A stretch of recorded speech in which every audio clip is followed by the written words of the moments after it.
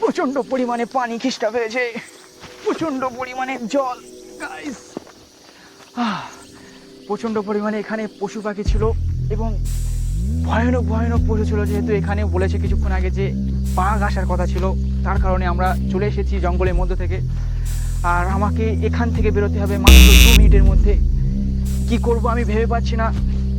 এদিকে আমার জল পিসটা প্রচণ্ড পরিমাণে পেয়েছে। আমি ওই যে জল দেখা যাচ্ছে, ওই যে জল দেখা যাচ্ছে, আমাদের সামনের দিকে যেতে হবে। আমি পুরো শেষ হয়ে গেছি, আমার মধ্যে আর জান নেই। তোর আমি পারছি না আর জঙ্গলের মধ্য থেকে বেরিয়ে, আমি আর পারছি না।